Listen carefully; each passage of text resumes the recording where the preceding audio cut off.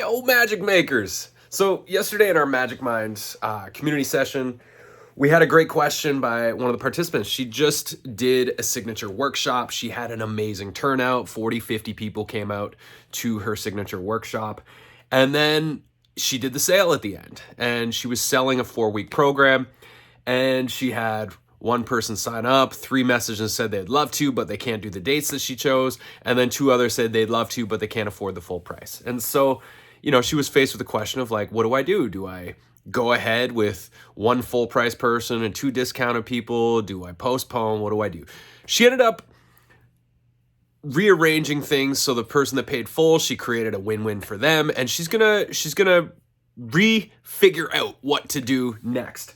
But this happens. I've been at this game for a very, very long time, and some launches, you absolutely crush it. We've had launches that we surprisingly made $400,000 on. We've had other launches that are just duds, like goose eggs.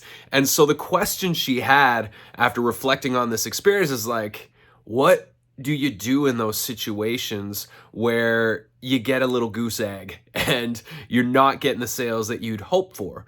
And my answer is very simple. You just keep moving forward. You don't spiral out. You don't take 3 to 6 months off and say that was a failure. No. You plan your next workshop. You keep going. You learn. You could even reach out to the people that didn't sign up and say, why didn't you sign up? I'd love to learn from you. Is it just the topic? Was it the price? Why? Also, maybe the topic was just like maybe a 4-week commitment for the next step after the signature workshop might have been too much for them. Maybe a great way that you can test out workshop ideas, which is what I'm doing a lot of this year, if you're paying attention to my emails and newsletters and YouTube and podcast, is doing micro workshops, 2 to 3 hour workshops that teach a really specific topic. So I'm doing one today that is around ChatGPT, Descript, and Canva, around like really improving your content creation process and using these amazing tools that we have available. So that workshop, it's made probably $1,000 so far. It's definitely not what I thought it was. I would obviously love it to be a $20,000 workshop, but that's okay. If it had been a big success, and some of them, like when I did my signature workshop training last year, that was a big one. That did, $60,000 in sales for that one. When you have these micro workshops that turn out really great and you get a lot of attendance and a lot of enthusiasm, then you can build off of those. Do the one-off experience, and then you'd be like, oh, okay, people are stoked about this. They're going to want more when we're done this 2 or 3 hour workshop. What's a 4-week training I could do? What's a 6-week training I could do? And then you can always offer another training that builds upon that first one.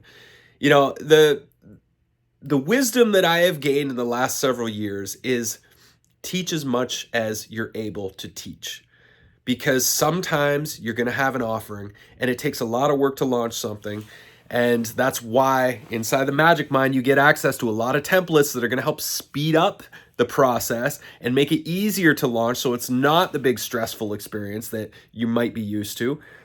But so you can do it again and again and have landing page templates, email templates to understand every time you want to launch a workshop, what kind of work needs to be done? How many emails do you need to do? How are you doing your content strategy, etc., so that there's less thinking and more teaching that's taking place. That is the name of the game.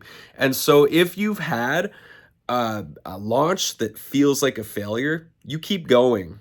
You just keep going. You simplify, you ask questions, you learn, you grow, and you keep on going. Don't spin out in failure mindset. Adopt a successful mindset. Know that you are on the path. Congratulate yourself for doing the thing that you had an idea about and following all the way through. It won't always work out as an entrepreneur, and how you adapt to the times that it doesn't work out is what's going to help you succeed in the future. Not spinning out, not quitting. You got to just keep going. Remember, this is a long game that you're playing. You are playing a game that you're going to be playing for many, many, many years to come. And so the faster you can learn, the farther you're going to go. And so that is the moral of today's story, is book more workshops. Teach more workshops. keep going if you don't get the results you want. Learn, adapt, grow. You're in it for the long haul.